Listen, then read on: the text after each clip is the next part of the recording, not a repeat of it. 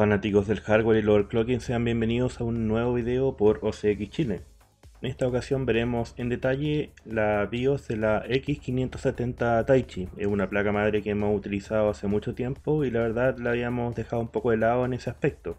Anteriormente habíamos visto un video similar de otra placa madre, la cual era una Z390 ITX, me parece que era la MSI Gaming Edge AC. Pero bueno, ya que estamos acá, podemos revisar las pestañas y mostrarles cuáles son las opciones que nos da esta placa madre, y después procederemos a mostrarles cómo se hace el overclock de distintas formas. La pestaña que tenemos aquí es la principal, que dice Main. Nos sale la información de la placa madre, la información ahí del BIOS, que sería la versión P3.61, el procesador que estamos utilizando en este momento, que sería un Ryzen 7 3700X de 8 núcleos con SMT, lo cual significa que son 8 núcleos físicos y 16 hilos o subprocesos. Una frecuencia base de 3600 MHz y sale el update del microcódigo. La placa madre cuenta con 4 slots de memoria y de momento estamos utilizando un kit de memorias RAM que son unas G.Skill TN-Z-RGB de 2x16 GB, por eso aparecen ahí, en tanto el slot A2 y B2, que sería el canal primario de esta placa madre. Recordar que la X570 Taichi que nosotros estamos utilizando tiene una topología daisy chain a nivel de los slots de las memorias RAM. Por ende, para sacar el máximo provecho de esta topología tenemos que usar sí o sí las memorias en los slots A2 y B2, que esos van a ser los slots que van a mejorar la compatibilidad, el escalado y también el uso de XMP. Prosigamos entonces. ¿Cuál es la siguiente pestaña? Aquí se agrupa básicamente todo lo relacionado con el overclock de la placa madre, que es la pestaña de OC Tweaker, una pestaña que siempre ha existido en las placas ASRock desde que se inventó la serie OC Fórmula, en cuanto a donde están las frecuencias, los voltajes, todo eso. En la parte superior está todo lo que es frecuencia, desde donde dice Overclock Mode, Boost Speed, hasta donde dice, acá si no me equivoco, donde dice CPU Core por CCX. El resto son un par de voltajes que en este caso los CLD0 nos ayudan a mejorar un poco la estabilidad de las memorias RAM, pero es más que nada para uso con nitrógeno líquido o refrigeraciones muy exóticas. No, en realidad no nos va a ayudar demasiado y es mejor dejarlo en automático para que solo se configuren. Después viene la información de memoria, de RAM Information. Ahí aprovechamos de practicar un poco el inglés. Y que hay un dato bastante interesante: si nosotros ponemos algunas memorias que sean en cierto modo compatibles con los perfiles de memoria, no el XMP, porque el XMP está acá, y ahí podemos ver por ejemplo la información completa de las especificaciones técnicas de nuestras memorias RAM, que son de 4000 MHz con latencia 17, 18, 18, 38 y un voltaje de 1.4 volt. Aparte, si estas memorias ya existen y tienen algún soporte extra, podemos cargar un perfil como esto, que nos carga ahí si tenemos memorias 2x8 o 4x8. En este caso sería una TN-Z Neo y van a cargar ahí a esa frecuencia, a 3600 con latencia de 16. Aquí podemos cambiar la frecuencia de la memoria si lo queremos hacer de forma manual, no activando el XMP, que es lo que generalmente hago yo. Claro, primero uno carga el perfil XMP, ve si las memorias están estables, todo perfecto, y después uno se pone a hacer las configuraciones de overclock manual, que es como lo lógico que uno suele hacer también con el procesador: descartar cualquier tipo de anomalía, problema, hacer algunas pruebas ahí de Cinebench, R15, R20, R23, no sé, pruebas de estabilidad con Intel 64, Ortos o algún otro programa como Prime 95, y después saltarse al tema del overclock ya un poco más en serio, y eventualmente de ver algo en CTR con el Clock Tuner for Ryzen. Bueno, ya sería como un tema aparte. Después está el voltaje memoria, y me parece que en esta placa llega hasta 1.6, salvo que después activemos el modo nitrógeno y ahí permite subir un poco más el voltaje de memorias, pero en general hasta 1.5 volts sería más o menos como lo seguro. La idea es tratar de mantener un voltaje lo más bajo posible, idealmente 1.4 volt, 1.45, tratar de evitar el 1.5 salvo queramos, no sé, hacer pruebas o algo específico y sea algo como de momento. Claro, hay algunas memorias RAM que tienen un voltaje de fábrica asociado al perfil XMP de 1.5 volt, pero ya son memorias como de más alta gama y claramente no se les podría sacar tanto provecho en esta plataforma, salvo sean esas memorias como de 3800 con latencias 14. Hay unas memorias RAM Trident Z Neo que son 3800 con latencias 14, 15, 15, 35 si no me equivoco, y el voltaje 1.5 volt, pero tampoco es para cualquier procesador porque el procesador tiene que tener un IMC, que sería el controlador interno de memoria, que permita esa frecuencia de memoria estable. La idea también sería que soporte esa memoria y sea estable en el modo 1 a 1, o sea que tanto el F-Clock como el U-Clock anden a la mitad de esta frecuencia. O sea, si tenemos memorias de 3800 MHz, eso significa que el DRAM frequency, cuando lo veamos en la pestaña de memory en el CPU-Z, nos va a mostrar 1900 MHz. La idea es que el F-Clock y el U-Clock anden también a esta misma frecuencia. Y eso en general nos debería dar un poco más de rendimiento y estabilidad en todo ámbito de aplicaciones, tanto sean 2D, 3D, juego, aplicaciones profesionales, encoding, qué sé yo, render, lo que sea. Y aquí podemos ingresar alguna frecuencia del Infinity Fabric o el IF o el F-Clock, como quieran decirle, que claramente tiene que ir en esta relación que nosotros hablábamos de 1 a 1 o 2 a 1. El 2 a 1 se refiere, por ejemplo, si aquí queremos configurar una frecuencia de memoria de 3000 MHz, o un poco más fácil, 3200. Significa que aquí el Infinity Fabric no lo tendríamos que dejar en 1600, sino que en 800. Eso se refiere. Pero esto empieza a operar sobre los 3733, 3600, depende mucho del procesador, del IMC, volvemos a lo mismo, y también de las memorias RAM. Cuando nosotros cargamos, por ejemplo, una frecuencia de memoria, sea cual sea, podemos acceder al DRAM Timing Configuration, que serían las latencias, tanto primarias, secundarias, terciarias, el command rate.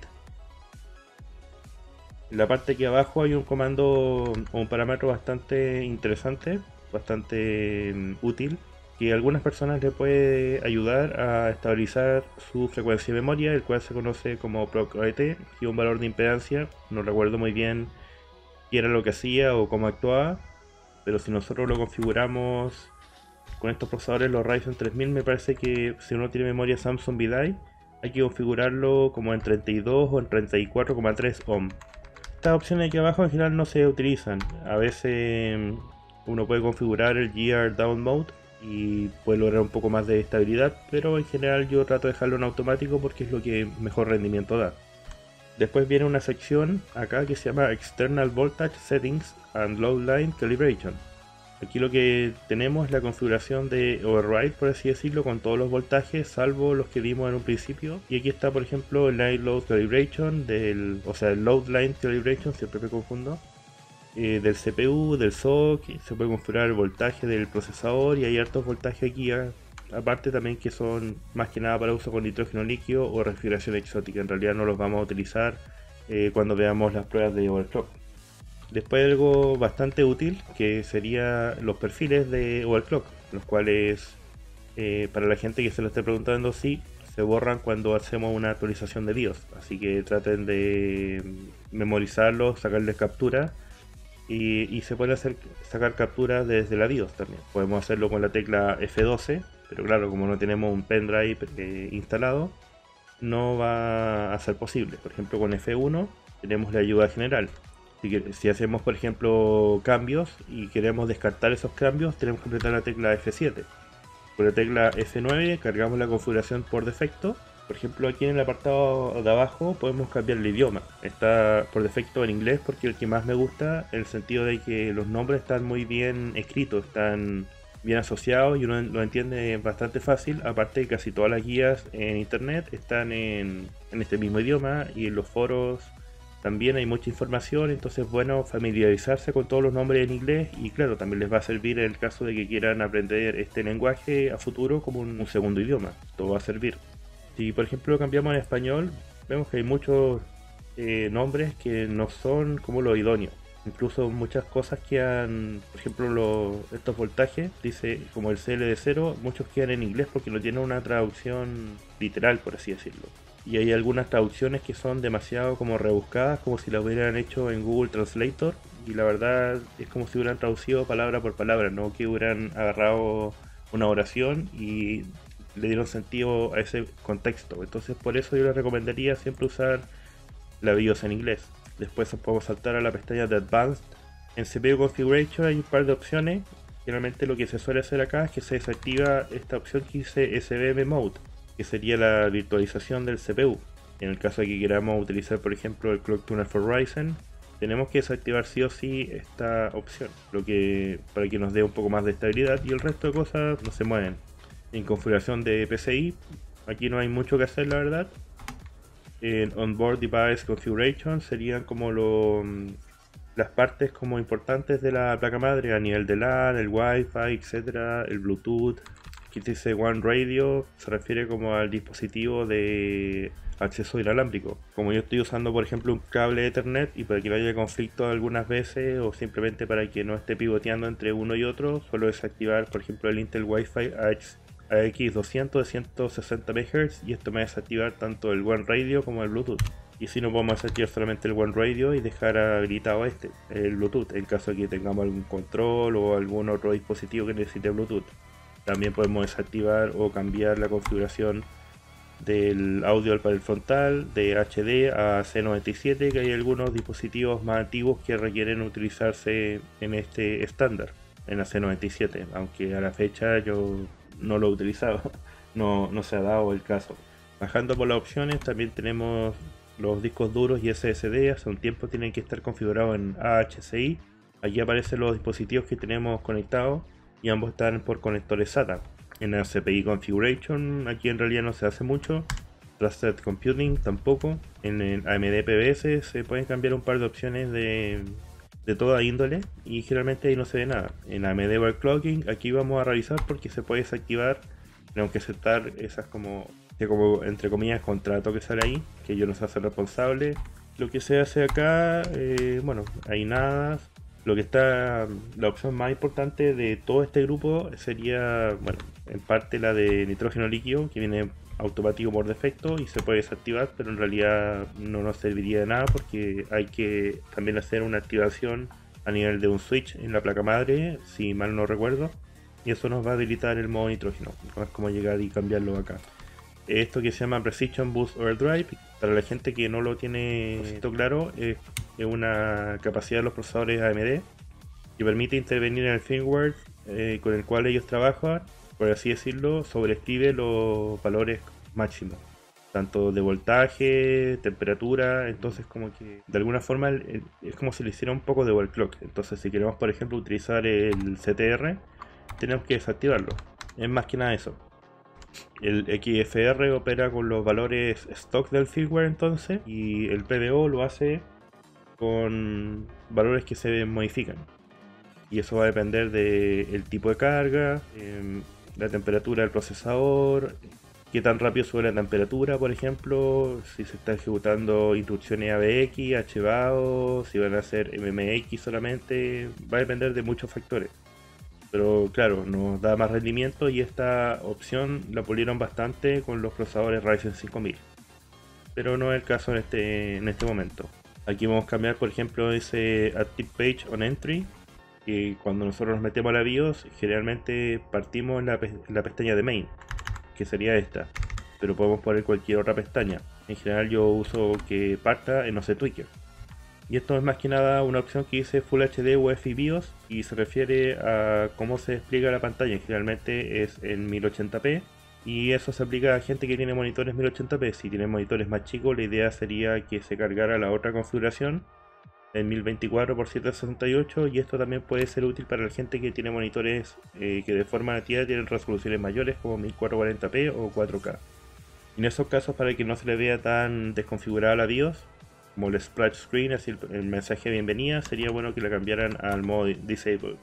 Aquí podemos cambiar los efectos RGB en Tools.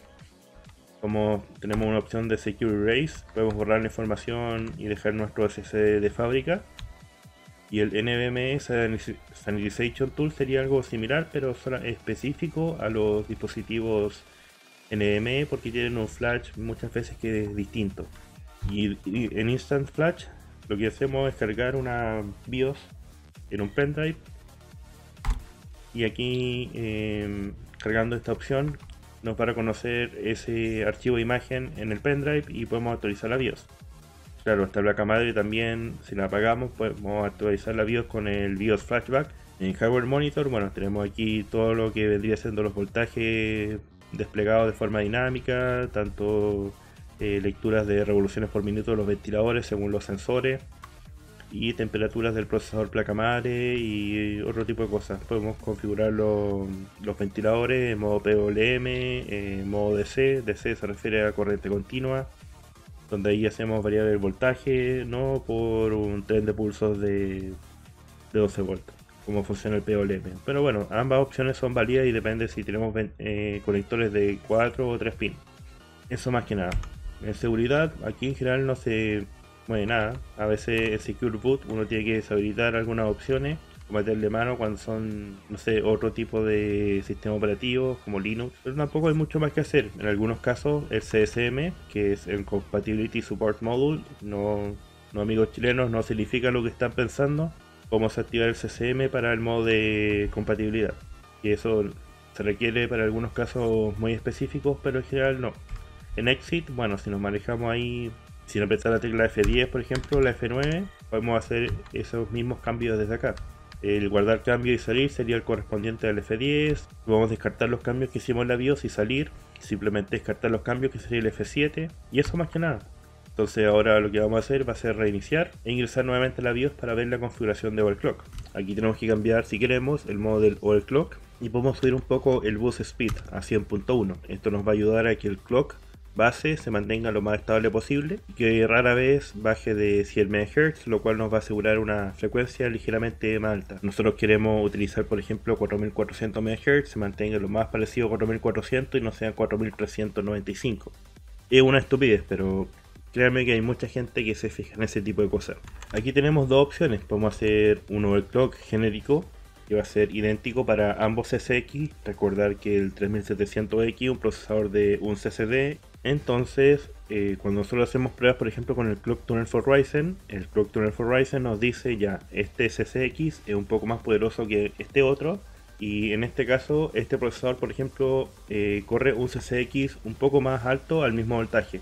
En este caso vamos a hacer un overclock a 4500 MHz para un CCX y de 4525 MHz para otro. No va a ser como una gran diferencia. Solamente va a ser como para mostrarles cómo se hace en el caso de que queramos hacerlo de forma diferenciada. En el caso de que queramos utilizarlo de forma predeterminada, así como el mismo clock, en la misma frecuencia para ambos CCX, tenemos que cambiar esta opción que hice aquí automático y ponerlo en manual.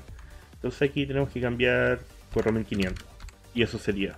Caso contrario, tenemos que meternos acá donde dice esta carpeta, dice CPU Core por CCX, nos metemos y al CCX 0 le ponemos 4500 y a este otro le ponemos 4525. El bit, que sería este voltaje de acá, sería más que nada el voltaje de reposo, por así decirlo. Podemos ponerle en este caso 1.25 volts. Después cuando veamos la parte del voltaje externo, ahí vamos a poner otro voltaje, pero lo vamos a ir viendo de a poco. Ahí ya tenemos lista la frecuencia del procesador. Después sería saltar el apartado de la frecuencia de la memoria. Aquí vamos a hacer dos cosas: cargar el perfil de estos, alguno de estos dos, o ver alguno mejor. Y en segunda instancia podemos cargar el perfil XMP, pero en la plataforma AM4, como tenemos unas memorias de 4000 MHz, eso significa que nuestro F-Clock y el U-Clock va a tener que funcionar en la modalidad de 2-1. O sea que nuestro F-Clock no va a andar a 2000 MHz, sino que a 1000 MHz, y eso nos podría hacer perder un poco de rendimiento. Estas memorias son más que nada para la plataforma Intel, LGA 1200 o, dicho de otro modo, los procesadores de décima generación, como el 10700K, 10850K, etc. Entonces, como nosotros ya hemos hecho como la pega, por así decirlo, ya tenemos una configuración estable y les voy a mostrar cómo se hace eso. Lo primero sería configurar acá entonces la frecuencia. Es algo conservadora porque son solamente 3600 MHz y ya teniendo eso como predeterminado, ya bien pensado, uno se mete a jugar quizás con las latencias, que es lo que ya nos empieza a garantizar un poco de mejor rendimiento. Es cierto que mayor frecuencia es mejor, pero hasta cierto límite. La idea es que no sea tan alta, porque si es alta e inestable nos puede perjudicar y corromper archivos, ya es como más severo. Incluso puede corromper tanto el sistema operativo que después va a ser inutilizable y tengamos que formatear. O algunos archivos se pierdan, o bueno, eso ya sería un caso más extremo. Pero bueno. Y después el Infinity Fabric lo dejamos en 1800 MHz, que sería la modalidad 1 a 1. Recordar que el DRAM Frequency, cuando lo veamos en el CPU-Z, no va a decir 3600, sino que va a decir 1800, y por eso va a estar en el modo 1 a 1. El voltaje en este caso, como estas memorias son buenas, va a ser alrededor de 1.4 volts. Hay otras memorias que en general piden 1.45 volts, pero estas, como son un poquito mejores, nos piden menos voltaje. Ahora tendríamos que saltar a la configuración de las latencias. En este caso sería 14, 16, 16, 16 y 36. Que son latencias relativamente apretadas, se podrían apretar un poco más, podríamos bajar estos valores y tener quizá un poquito más de rendimiento, pero podría generar ciertos problemas de estabilidad, sobre todo si es que usamos harta memoria RAM. Si por ejemplo utilizamos de alguna forma más de 15 GB, eso podría ocasionar ciertos problemas. Ahora tendríamos que saltar a las opciones de voltaje del procesador.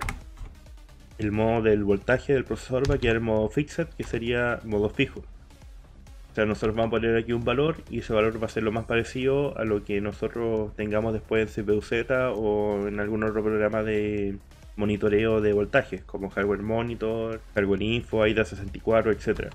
El Load Line Calibration yo les recomendaría que en la gran mayoría de placas madres, si no en todas las placas madres ASRock, utilicen el nivel 2, porque el nivel 1 suele tener un poco de overshoot. El overshoot se refiere a que hay un bidrup negativo, y eso significa que si nosotros configuramos por ejemplo un voltaje de 1.3 volt, nosotros configuramos aquí el nivel 1, el voltaje que nosotros vamos a ver en Windows no va a ser 1.3 volt, sino que quizás sea 1.32 o 1.33 volt. Con el nivel 2, lo más seguro es que veamos un voltaje muy parecido, quizás sea 1.31, pero va a ser casi idéntico. Entonces la idea es tratar de configurar un voltaje que en BIOS y en Windows bajo carga sea el mismo. El resto de parámetros aquí no incide mucho si los movemos o no, podemos dejarlo como se ve en pantalla. Eso sería en la pestaña de OC Tweaker. Después en Advanced, por ejemplo, si queremos desactivamos el SM, el modo de virtualización. Como yo ya les adelantaba, yo solo desactivar esta opción porque no utilizo ni Bluetooth ni dispositivo inalámbrico. Entonces, a la casa. En Storage nada, en CPI tampoco, Trusted, en AMD no, aquí en el CBS tampoco se ve nada. Aquí lo único que hago es que no sé, desactivo el modo de nitrógeno y el PO también. Eso sería más o menos la configuración de overclock. Como ven, no es muy difícil, no es tan árido como la gente piensa. En Hardware Monitor yo también cambié aquí una opción de un ventilador, porque un ventilador en realidad es una bomba de agua que tenemos en nuestra refrigeración líquida custom, pero que siempre funciona al 100%, entonces el sonido es bastante molesto. Entonces lo que yo hago es que la dejo en modo silent. Entonces una vez que ya tengamos todo listo, podemos volver a la pestaña de OC Tweaker y podemos crear un perfil. Nos dice acá Save User Default. Lo podemos cargar, no sé, por ejemplo aquí en el perfil 3 que está desactivado, y le ponemos nuevo perfil. Lo guardamos. Entonces ahora que tenemos lista la configuración del procesador de overclock, las memorias RAM, los voltajes y un par de opciones que cambiamos ahí en la BIOS, podemos simplemente apretar F10 Enter, y eso lo que va a hacer es que va a reiniciar nuestro computador y nos va a llevar a Windows, donde vamos a ver un par de pruebas de estabilidad para esta configuración.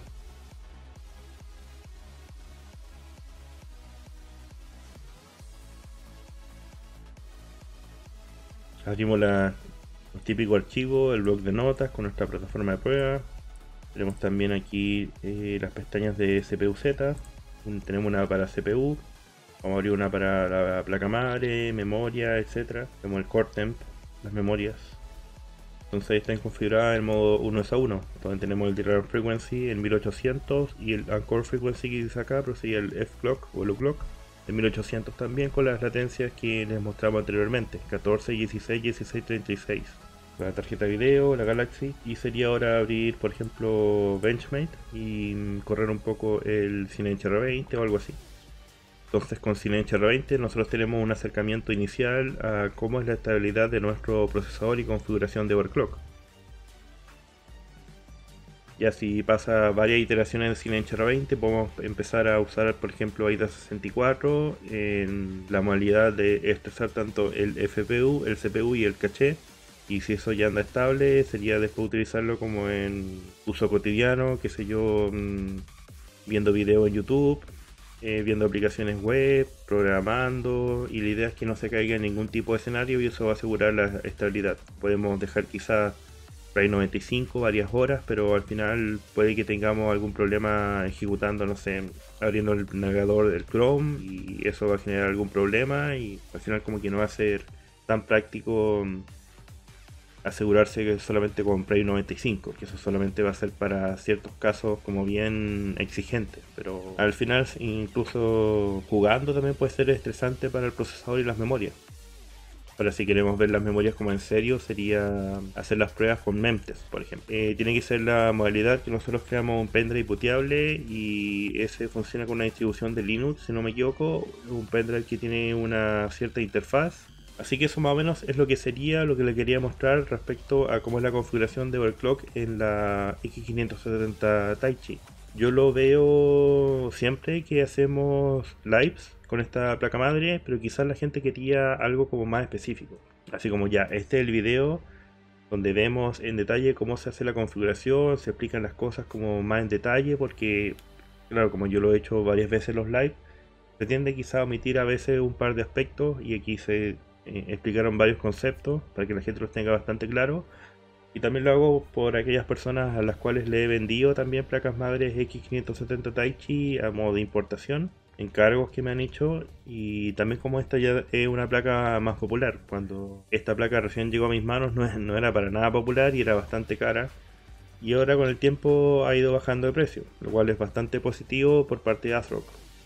Así que bueno, espero que les haya gustado este video. Si tienen duda o consulta pueden dejarlo en los comentarios. Así que un gran abrazo a la distancia y nos estamos viendo dentro de poco en alguna otra revisión, video u unboxing. Que estén muy bien y muy buenas noches.